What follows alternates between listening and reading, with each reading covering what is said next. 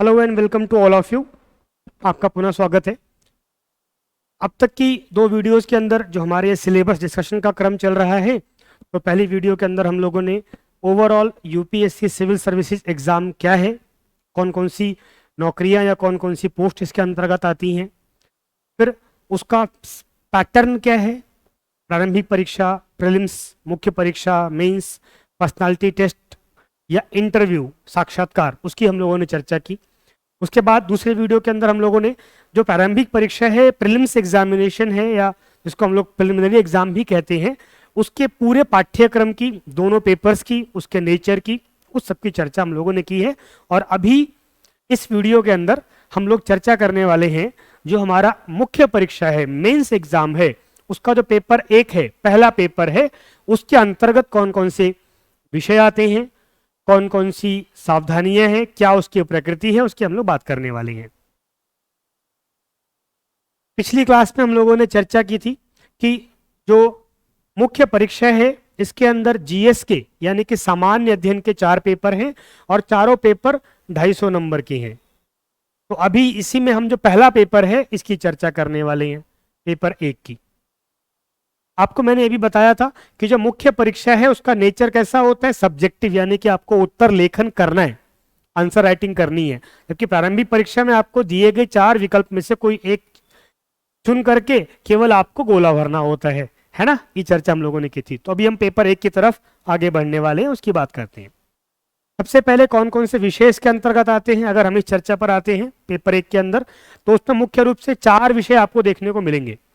UPSC mains paper 1, पहला जो important विषय है उसको हम लोग कहते हैं आर्ट एंड कल्चर। यहाँ पर शब्द प्रयोग किया हुआ है इंडियन हेरिटेज एंड कल्चर, भारतीय विरासत एवं संस्कृति, उसी को हम लोग सहज रूप से आर्ट एंड कल्चर कहते हैं। तो ये एक विषय हो गया, हमारा पहला सब्जेक्ट हो गया। दूसरा जो विषय है वो सब्जेक्ट है हमारा हिस्ट्री, इतिहास।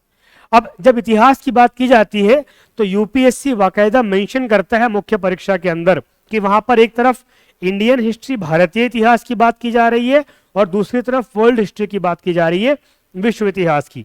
जबकि प्रीलिम्स के अंदर हमने केवल इंडियन हिस्ट्री पढ़ी थी, तो यहाँ पर इतिहास के दोनों भाग, वर्ल्ड हिस्ट्री और इंडियन हिस्ट्री आएंगे। हाँ, उसके कुछ सर्टेन निश्चित टॉपिक्स और कालक्रम दिया हुआ है, टाइम पीरियड दिया हुआ है कि इस टाइम पीरियड से इस टाइम पीरियड के बीच की ये चीजें आपको मुख्य रूप से ज्यादा पढ़नी है, फोकस उस पर आपका ज्यादा रहेगा। और तीसरा जो विषय फिर इसके अंदर आपका आता है वो क्या जाता है, वो आता है भूगोल का, ज्योग्राफी का। तो यहाँ भी स्पेसिफिक रूप से मेंशन किया गया है वर्ल्ड ज्योग्राफी और इंडियन ज्योग्राफी। और चौथा बड़ा विषय है वो है समाज या इंडियन सोसाइटी। तो देख सकते हैं पहला विषय हो गया आर्ट एंड कल्चर, दूसरा विषय हो गया हिस्ट्री, थर्ड सब्जेक्ट हो गया ज्योग्राफी और चौथा सब्जेक्ट हो गया इंडियन सोसाइटी।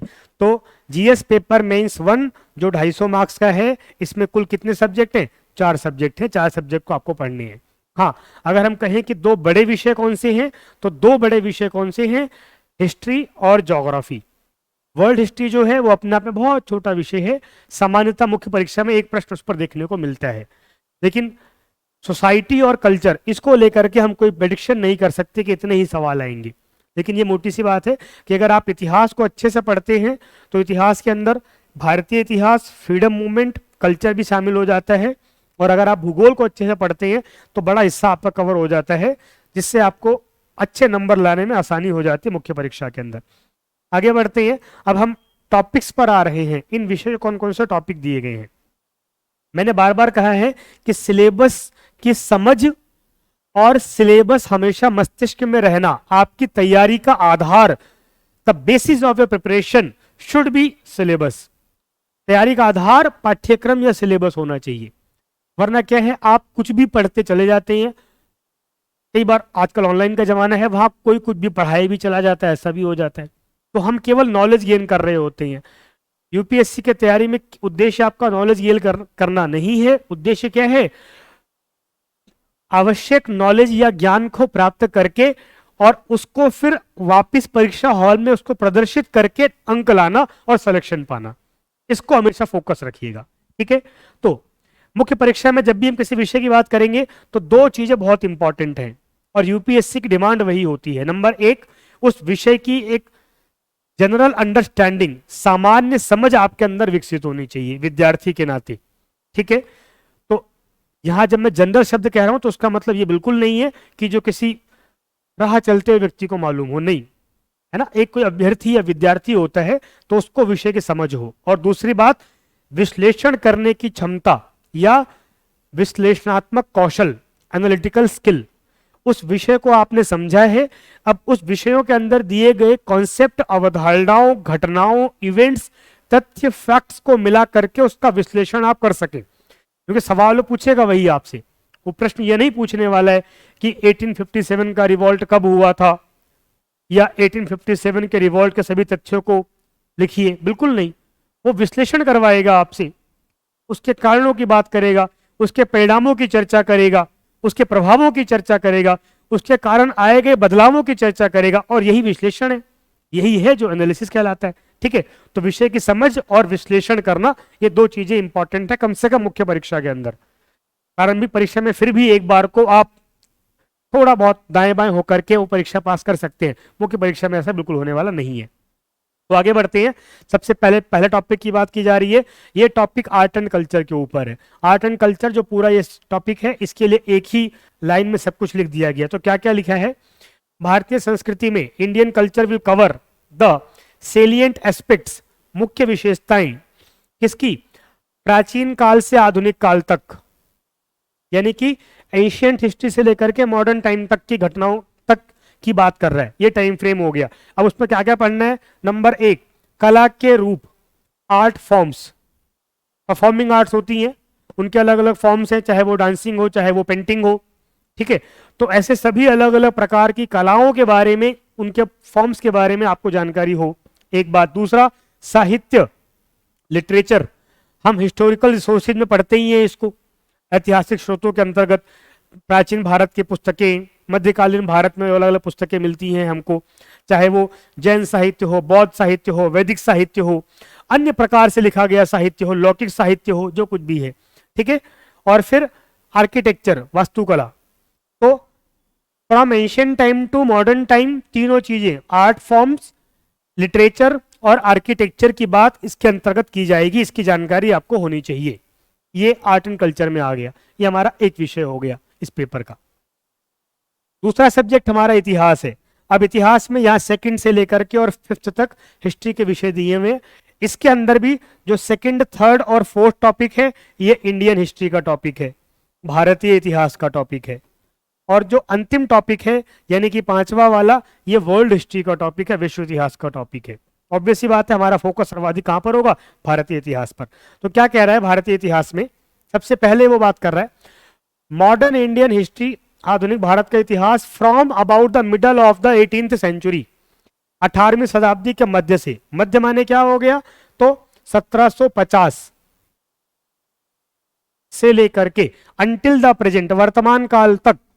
यानी कि उसने ये नहीं बोला है कि अंटिल द इंडिपेंडेंस, आजादी तक नहीं, वर्तमान काल तक। यानी आजादी के बाद की घटनाएं भी आपको पढ़नी है। तो 1750 से लेकर के वर्तमान काल 2023 चल रहा है, ऐसा आप मान लो। लेकिन ऑब्वियस सी बात है, इतिहास के अंदर एकदम वर्तमान घटना नहीं पूछी जाती। तो ये इसका मतलब हो गया लगभग 1990 और 2000 तक जो प्रमुख घटनाएं हुई हैं वो आपको पता होनी चाहिए।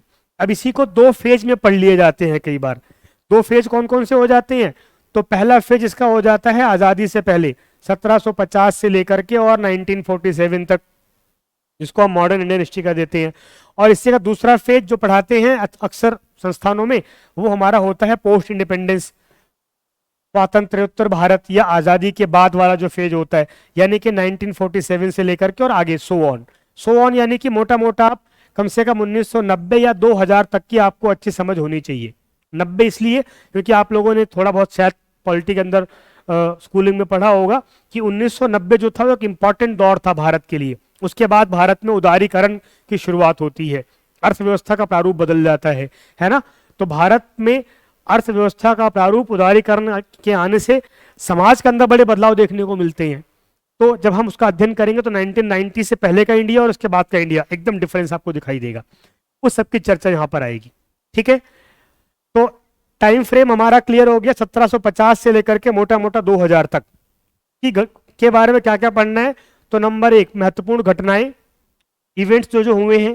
दूसरा, इंपॉर्टेंट पर्सनालिटीज, जो प्रमुख लोग हुए जिन्होंने योगदान दिया इन घटनाओं में, और इंपॉर्टेंट इश्यूज, प्रमुख विषय कौन कौन से चले हैं। फ्रीडम मूवमेंट एक विषय रहा है अपने आप में, महिला उत्थान अपने आप में एक विषय रहा है, दलित वर्ग के अंदर चेतना का विकास एक वर्ग रहा है। ऐसे तमाम अलग अलग इश्यूज है जिसकी चर्चा यहाँ पर आ जाएगी। ठीक है, साहित्य का विकास इसी दौरान हुआ है, आधुनिक तकनीक का विकास हुआ, उद्योग का विकास हुआ, प्रिंटिंग प्रेस का विकास हुआ, पत्रकारिता का विकास हुआ। तो ऐसे अलग अलग क्षेत्र में सामाजिक धार्मिक सुधार हुए हैं। ठीक है, तो वो सब यहाँ पर शामिल हो गया है। ठीक है, उसको लिखा नहीं है, उसको मेंशन नहीं किया गया है, लेकिन ऑब्वियस सी बात है वो इंक्लूडेड है इसके अंदर।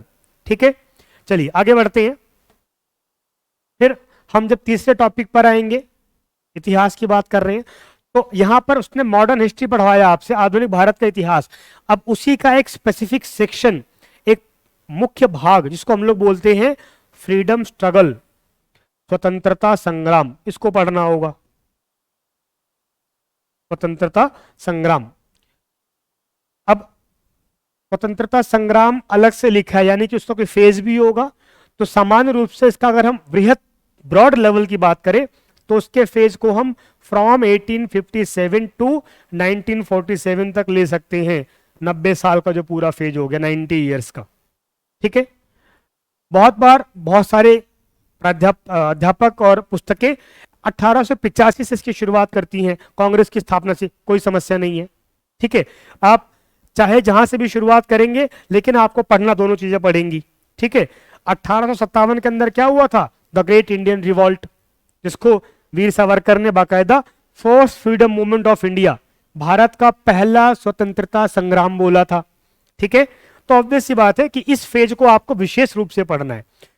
ये यहां पर भी कवर हो रहा है, लेकिन इसको आपको विशेष रूप से पढ़ना है। तो इसका मतलब इसके अलावा जो बाकी टाइम है यहां पर आपको वो डिटेलिंग में पढ़नी होंगी। ठीक है, आगे बढ़ते हैं। अब इसमें क्या क्या पढ़ना है, तो इट्स वेरियस स्टेजेस, इसके विभिन्न चरण, किन किन चरणों में इसका विकास हुआ। आप लोग इतिहास के अंदर पढ़ेंगे कि शुरुआत में ये बहुत लिबरल फेज में था और अनऑर्गेनाइज्ड था, यानी कि असंगठित रूप से अलग अलग लोग, छोटे छोटे एनजीओ, अलग अलग छोटे छोटे संगठन, अलग अलग वर्ग के लोग, किसान, जनजाति, छोटे छोटे विद्रोहों के माध्यम से शुरुआत करते हैं इसकी। तब उनको आजादी चाहिए ऐसा नहीं होता है, लेकिन बाद में फिर राजनीतिक रूप से लिबरल तरीके से शुरुआत होती है। तब भी आजादी चाहिए ये विषय नहीं था, अधिकारों की डिमांड की जाती है, आम जनता को संगठित करने से शुरुआत होती है। फिर जब आगे बढ़ेंगे तो वही जो लिबरल हुआ करते थे वो धीरे धीरे उनके तरीके कैसे होते जाएंगे, एजिटेशन वाले, थोड़े से उग्र होते जाएंगे। इसी दौरान रिवोल्यूशनरी एक्टिविटीज भी शुरू होती हैं, क्रांतिकारी गतिविधियां भी, तो वो एक और चरण हो गया अपने आप में। और फिर भारत में गांधी जी का प्रवेश होता है, वो गांधीयन युग, वो अपने आप में एक और चरण हो जाता है। ठीक है, तो आजादी के अलग अलग जो चरण रहे हैं उसको हमको समझना होगा, उसको हमको पढ़ना होगा। फिर इंपॉर्टेंट कॉन्ट्रीब्यूटर्स या कॉन्ट्रीब्यूशन, यानी कि from different parts of the country, यानी कि फ्रीडम मूवमेंट में भारत के या देश के अलग अलग भागों से प्रमुख योगदान, कॉन्ट्रीब्यूशंस। क्योंकि ये ऐसा तो था नहीं कि केवल दिल्ली के अंदर बैठ करके या कलकत्ता में बैठ करके या मुंबई के अंदर बैठ करके यह आंदोलन चला। देश भर के विभिन्न भागों में विभिन्न नेताओं द्वारा विभिन्न तरीकों से आंदोलन चलाए गए, विरोध किए गए, गतिविधियां की गई, सत्याग्रह किए गए, तब जाकर के हमको आजादी मिल पाई है।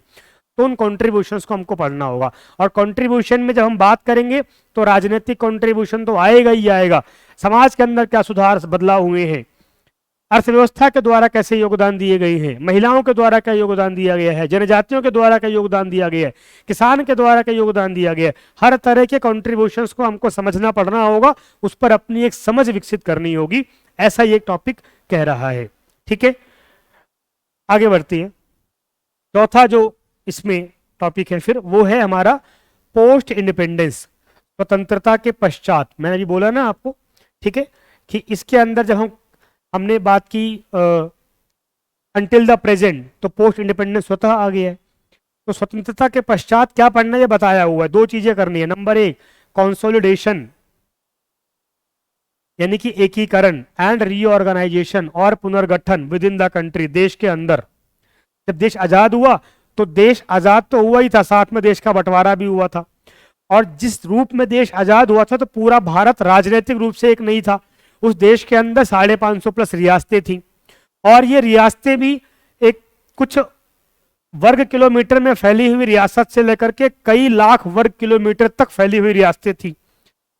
कर्नाटक के पास छोटी सी रियासत कुर्ग भी थी, और भारत में हैदराबाद, जम्मू कश्मीर जैसी बड़ी रियासतें भी थी जिनकी आबादी लाखों में थी, जिनका बजट करोड़ों में था। तो ऐसी अलग अलग रियासतें थी, कैसे उनको जोड़ करके भारत का एकीकरण किया गया, कंसोलिडेट किया गया और एक भारत बनाया गया, कश्मीर से लेकर के कन्याकुमारी तक। और फिर उन सबका पुनर्गठन कैसे किया गया प्रशासन द्वारा, प्रशासनिक सुविधा के लिए। जो वर्तमान राज्य हमको दिखते हैं, कैसे उन सबको मिला करके राज्य, क्योंकि ऑब्वियस सी बात है हर रियासत अगर राज्य बनती तो भारत में तो 500 प्लस राज्य होते, 28 राज्य ही है अभी हमारे पास।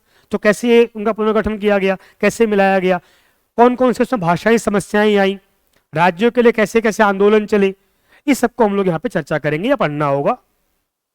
आगे हम लोग बढ़ेंगे जब, तो वहां पर हमको अगला टॉपिक मिलता है विश्व इतिहास के बारे में, वर्ल्ड हिस्ट्री के बारे में। तो ये वाला टॉपिक हो गया आर्ट एंड कल्चर का, यहां से लेकर के ये हो गया इंडियन हिस्ट्री या मॉडर्न इंडियन हिस्ट्री का बड़ा भाग हो गया। और फिर विश्व इतिहास, तो हिस्ट्री ऑफ द वर्ल्ड, विश्व का इतिहास, कहां से कहां तक पढ़ना है, टाइम फ्रेम इसने दिया हुआ है, कहां से, फ्रॉम 18th सेंचुरी, 18वीं शताब्दी से लेकर के, यानी कि 1701 के बाद की बात कर रहा है ये।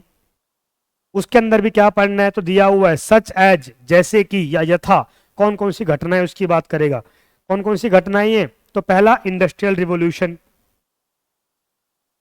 पहला क्या हो गया, औद्योगिक क्रांति, इंडस्ट्रियल रिवॉल्यूशन, यूरोप से शुरुआत होते होते कैसे अमेरिका तक पहुंचती है, कौन कौन से उसके कारक रहे उसकी चर्चा की जाएगी। उसके बाद विश्व युद्ध, वर्ल्ड वॉर्स, दुनिया ने अब तक 2 बड़े वर्ल्ड वॉर देखे हुए हैं, तो क्या वर्ल्ड वॉर के कारण क्या रहे, उसका प्रभाव क्या रहा, उसका प्रसार क्या था, भारत से उसका क्या संबंध रहा, इस सबकी चर्चा की जाएगी।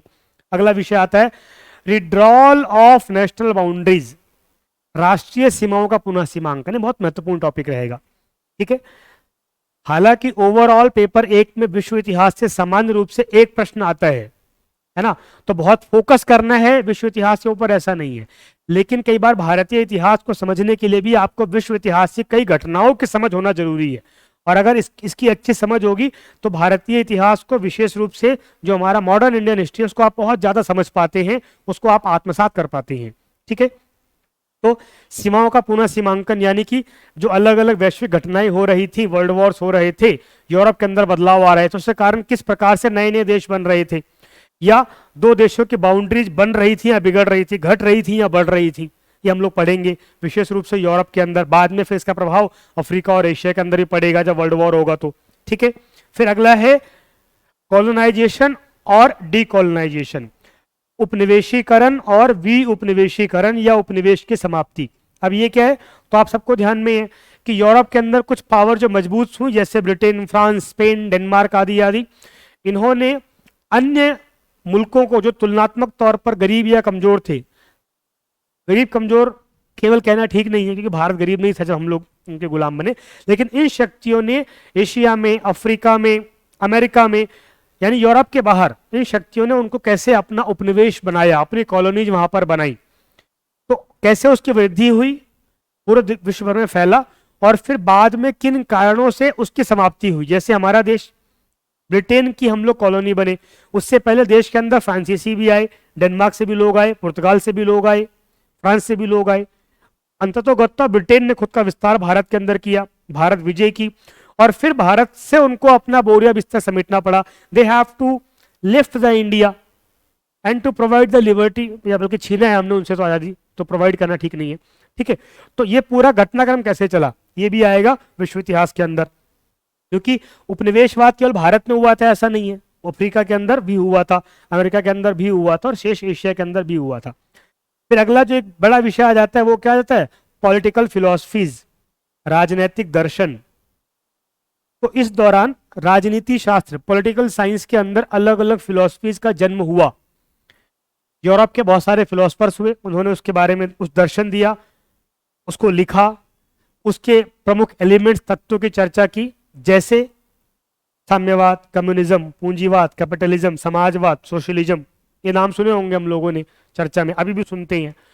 और न केवल इन दर्शनों को जन्म दिया बल्कि इसके आधार पर दुनिया के अलग अलग राष्ट्र, समाज, अर्थव्यवस्था के अंदर व्यापक परिवर्तन आए, बड़ी बड़ी क्रांतियां हुई, युद्धों को जन्म दिया इन विचारधाराओं ने, शांति को भी जन्म दिया, है ना। तो इनके कौन कौन से रूप रहे हैं और समाज पर उनका क्या प्रभाव रहा है, इसकी चर्चा हम लोग करेंगे। तो यहां पर हमारे ये वर्ल्ड हिस्ट्री वाला विषय समाप्त होता है। तो अब तक हम लोगों ने एक चैप्टर की चर्चा की, एक विषय की, आर्ट एंड कल्चर की चर्चा की, दूसरी हिस्ट्री की चर्चा की। अब तीसरा हमारा विषय आता है भारतीय समाज, इंडियन सोसाइटी। ठीक है, तो इंडियन सोसाइटी का जो पहला महत्वपूर्ण टॉपिक है, अगर आप देख पा रहे होंगे स्क्रीन पर, वो क्या है?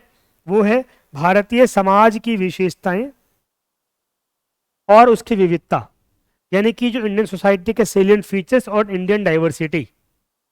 समाज जो हमारा है किन किन वर्गों में बटा हुआ है, क्या उसकी प्रमुख विशेषताएं हैं, जैसे भाषाई आधार पर, प्रांतीय आधार पर, पूजा पद्धति के आधार पर, महिला पुरुष के आधार पर, अमीर गरीब के आधार पर अलग अलग डाइवर्जेंस आपको देखने को मिलेंगे।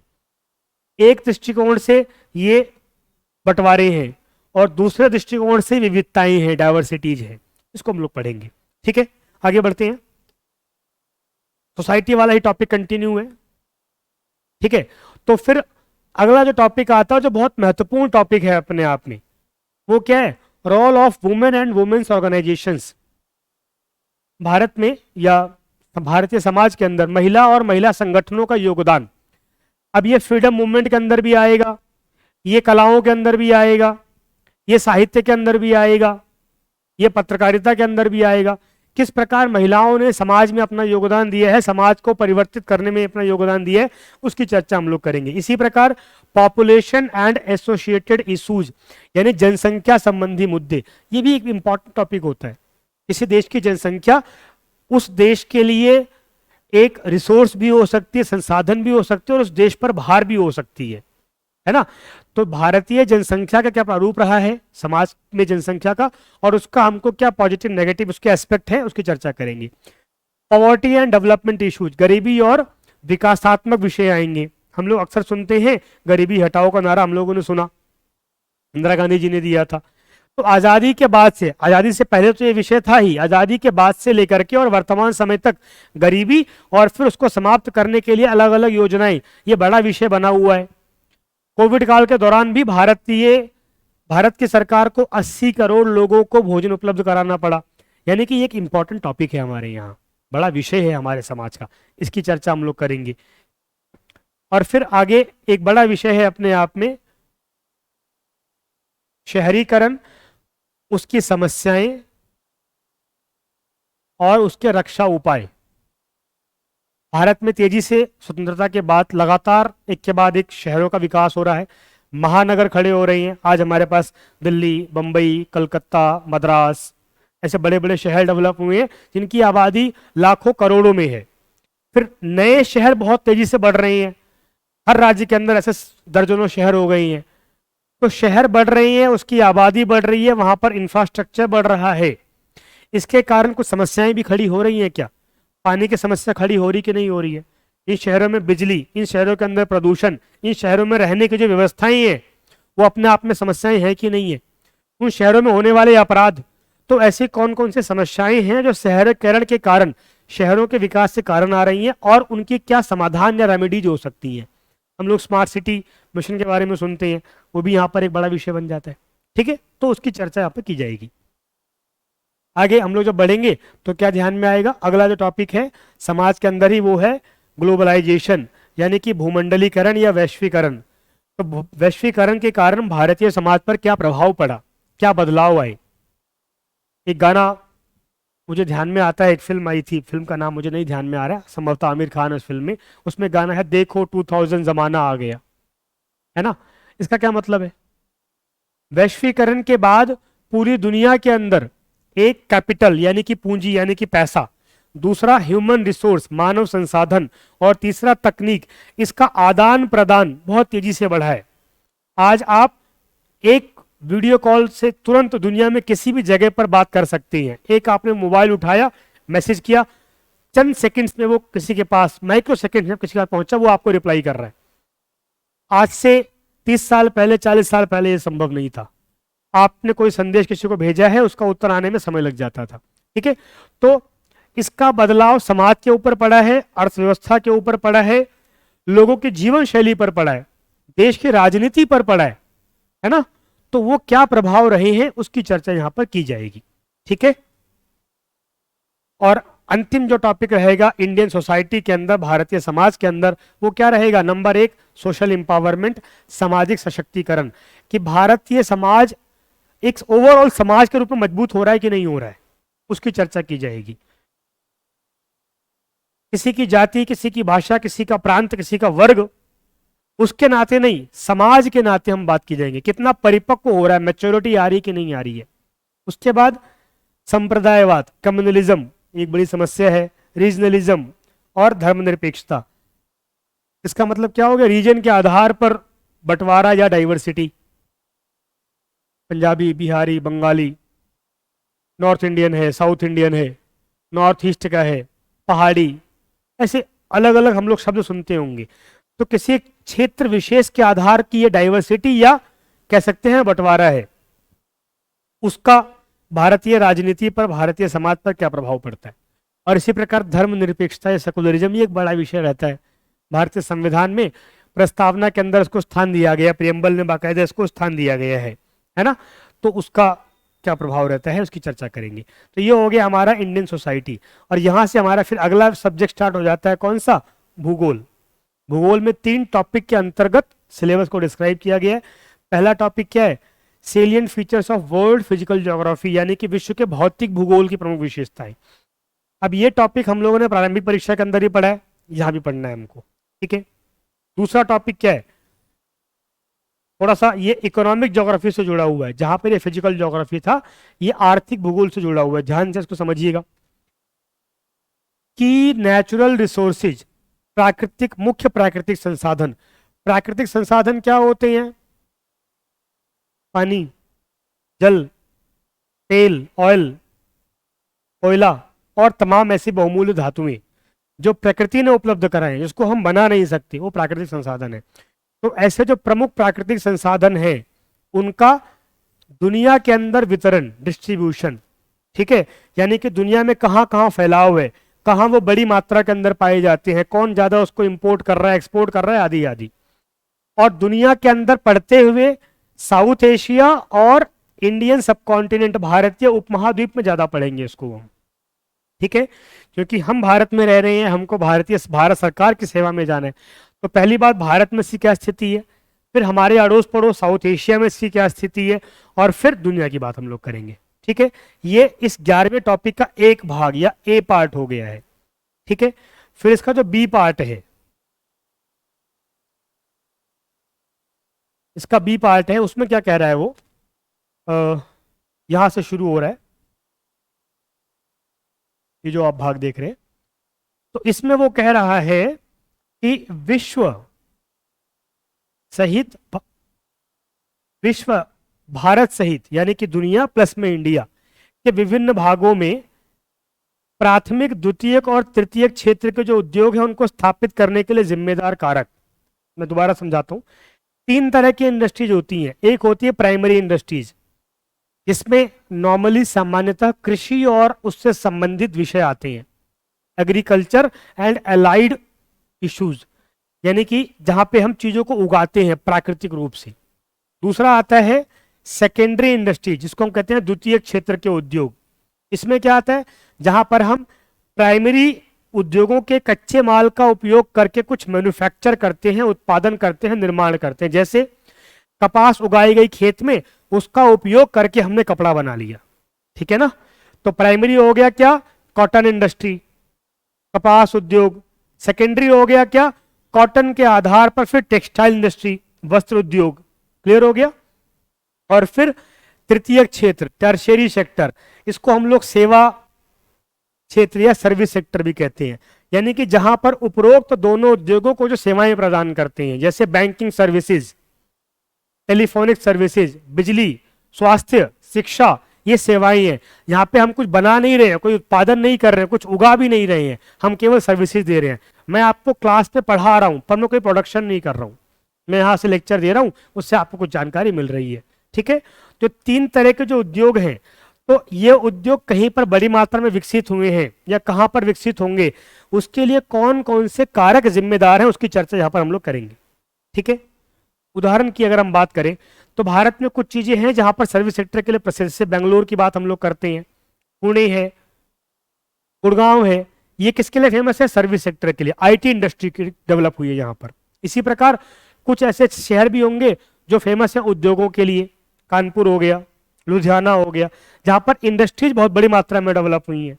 और प्राइमरी सेक्टर हम पंजाब की बात करते हैं, है ना, ओवरऑल नॉर्थ इंडिया, दक्षिण भारत में बहुत सारा क्षेत्र है जहां बड़ी मात्रा में कोई ना कोई खास फसल बड़ी मात्रा में उगाई जा रही है। गेहूं, चावल पंजाब, उत्तर प्रदेश, विशेष रूप से पश्चिमी उत्तर प्रदेश, खूब बड़ी मात्रा में गन्ना वहां पर हो रहा है। दक्षिण भारत में जाएंगे, मसाले, ड्राई फ्रूट्स, काजू आदि, कॉफी, नॉर्थ ईस्ट चाय, है ना। अलग अलग क्षेत्रों की अपनी अपनी विशेषताएं हैं। हिमाचल की बात करते हैं, हमको तुरंत हिमाचली सेब याद आता है, नागपुर कहते संतरे याद आती हैं। तो क्या कारण है कि किसी एक जगह पर कोई खास उद्योग डेवलप हुआ है, उससे संबंधित प्रशासनिक नीतियां भी हो सकती हैं, सरकारी नियम कानून भी हो सकते हैं, उसकी चर्चा यहाँ पर की जाएगी। और फिर अंतिम टॉपिक जो ज्योग्राफी का है हमारा, जिसकी यहाँ पर हम लोग बात कर रहे हैं, इसमें थोड़ा सा जो प्राकृतिक घटनाएं हैं उसकी बात की जा रही है, प्लस में कुछ विषय जुड़ा हुआ है हमारा पर्यावरण से, समझते हैं। तो नंबर 1, प्रमुख भूभौतिकी घटनाएं, जियोग्राफिकल फिनोमिनन, जो जियो फिजिकल घटनाएं होती हैं, जैसे कि भूकंप, अर्थक्वेक, ये देख पा रहे हैं यहाँ पर आप लोग, सुनामी, वॉल्केनिक एक्टिविटी, ज्वालामुखीय हलचल, चक्रवात यानी कि साइक्लोन, इस सब की बात करेंगे। और फिर इनकी चर्चा कहाँ कहाँ पर ये ज्यादा घटनाएं हो रही हैं, उसके पीछे क्या कारण है, तकनीक कौन कौन सी इसमें आई है, इसके प्रभाव क्या क्या होंगे, उसकी हम बात करेंगे। उसके बाद फिर geographical features and their locations, किसकी, है ना, समझिएगा, भौगोलिक विशेषताएं और उनके स्थान, किस चीज की, उसका उत्तर आगे दिया है। अति महत्वपूर्ण भौगोलिक विशेषताओं, जैसे कि जो जल के स्रोत हैं, नदियां हो गई, आइसकेप्स हो गए, ग्लेशियर्स हो गए, हिमावरण, है ना, ओशियंस हो गए, लेक्स हो गई, उसकी बात की जा रही है। प्लस में फ्लोरा एंड फौना, यानी कि वनस्पति और प्राणी जगत, इसको हम कह सकते हैं एनिमल्स एंड प्लांट्स। ठीक है, तो ये जो ऊपर की बात की गई है, जल स्रोत और हिमावरण, उनकी प्रमुख विशेषताओं को बताना है। प्लस में एनिमल और जो प्लांट्स हैं, जिसको हम लोग, आप लोग बायोलॉजी के अंदर पढ़ते हैं कई बार, विज्ञान के विद्यार्थी, ठीक है ना, तो उसमें होने वाले परिवर्तन और उन परिवर्तनों का इफेक्ट हम देख रहे हैं कि वर्तमान समय के अंदर बहुत तेजी से जंगलों की संख्या कम हो रही है, एक के बाद एक स्पीसीज प्राणी जगत लुप्त होते जा रहे हैं। तो क्या कारण है उस सब के पीछे, कौन कौन से बदलाव हो रहे हैं और उसका क्या इफेक्ट हो रहा है ओवरऑल वर्ल्ड के ऊपर और भारत के ऊपर, इस सब की चर्चा हम लोग यहाँ पर करेंगे। तो यहाँ पर आकर के हमारा ये पेपर 1 समाप्त होता है। अब मैंने जो आपको पूरा सिलेबस डिस्क्राइब किया, आपको ध्यान में आ रहा होगा कि वास्तव में कितना डीप ये सिलेबस बनाया गया है ना। और इसमें बहुत कुछ ऐसा है जो प्रत्यक्ष रूप से आपकी सेवाओं से जुड़ा होगा। जैसे अभी हमने बात की यहाँ पर नेचुरल रिसोर्सेज की, अभी किसी भी देश के लिए आवश्यक है कि नहीं है, यहाँ पे उद्योग खूब सारे डेवलप हों, रोजगार तभी तो मिलेगा, जीडीपी तभी तो बढ़ेगी। उद्योगों के लिए आपको संसाधन मंगाने हैं, कोयला चाहिए, पेट्रोल चाहिए, कहाँ से आएगा, जहां पर ज्यादा हो रहा है वहां से कैसे मंगाएंगे, किस भाव से लेंगे, किस रूट से हमारे पास वो आएगा, है ना। ये सब अपने आप में बड़े इश्यूज होते हैं, तो उस सबको पढ़ेंगे। जो बाकी विषय आए हैं ये प्रत्यक्ष रूप से आपकी सेवाओं से जुड़े हुए विषय आपको महसूस हो रहे होंगे। तो हमेशा सिलेबस जब भी आप पढ़ रहे होंगे आपके एकदम सामने होना चाहिए, जहां पे आप पढ़ते हैं वहां पे चिपका हुआ होना चाहिए, या आपकी कोई एक डायरी होनी चाहिए जहाँ पे सिलेबस लिखा हुआ हो। उसका लाभ क्या होगा आपको, आपको पता है कि मुझे किस रास्ते पर आगे बढ़ना है। Syllabus is a guiding path and torch bearer. Syllabus क्या है, मार्गदर्शक है, ये रास्ता है, इसी पर चलना है भाई, ये टॉपिक्स दिए हुए हैं, ये विषय दिए हुए हैं, ये कालक्रम दिया हुआ है, ये पढ़ना है आपको। इसके अतिरिक्त हो सकता है कि आप बहुत कुछ पढ़ रहे हों, आपको ज्ञान प्राप्त हो रहा हो, इससे संबंध है कि नहीं वो इंपॉर्टेंट यहाँ पर हो जाता है। ठीक है, तो यहाँ अभी हमने इसकी चर्चा की है। अब इसमें जो 1-2 बातें और ध्यान रखने की हैं वो क्या है कि जो हमने चारों विषय भी यहाँ पर पढ़े हैं, इन चारों विषयों के अंदर सोसाइटी और वर्ल्ड हिस्ट्री को छोड़ करके शेष विषय प्रीलिम्स के अंदर भी आए हैं। कुछ टॉपिक्स ऐसे हैं जो प्रीलिम्स के अंदर स्पेसिफिक मेंशन है पर यहाँ मेंस में नहीं लिखा हुआ है, जैसे भारत के भूगोल का जिक्र यहाँ पर नहीं किया गया है, भारत के प्राचीन और मध्यकालीन इतिहास का जिक्र यहाँ पर नहीं किया गया है। लेकिन एक कॉमन सी बात है कि जो आप प्रारंभिक परीक्षा के अंदर पढ़ चुके हैं ऑलरेडी, उससे क्या वो मुख्य परीक्षा में सवाल नहीं पूछ सकता? पूछ सकता है, क्योंकि अब पहले ही पढ़ चुके हैं आप, ये प्रूफ किया है आपने, तभी आपने प्रीलिम्स क्लियर किया है। ठीक है, तो वो विषय तो इंक्लूड है ही, प्लस में यहाँ पर स्पेसिफिक विषय दिए गए हैं, इस पर आपको या हमें अधिक अध्ययन करना होगा। अब किस सब्जेक्ट का सिलेबस, अलग अलग डिटेल सिलेबस क्या रहेगा, कौन सी पुस्तकें पढ़नी है, अप्रोच क्या होगी, सवाल कैसे आते हैं, प्रीलिम्स में और मेंस में एक ही टॉपिक से अलग अलग सवाल कैसे बन सकते हैं, उसकी चर्चा जब उस विषय की फैकल्टी आपसे क्लास लेगी तो वहां पर हम लोग कर लेंगे। ठीक है, तो अभी ये वाला वीडियो यहीं पे समाप्त करते हैं। अगले वीडियो के अंदर हम लोग जीएस मेंस पेपर 2 की बात करेंगे, मुख्य परीक्षा पेपर 2 की बात करेंगे। थैंक यू, धन्यवाद।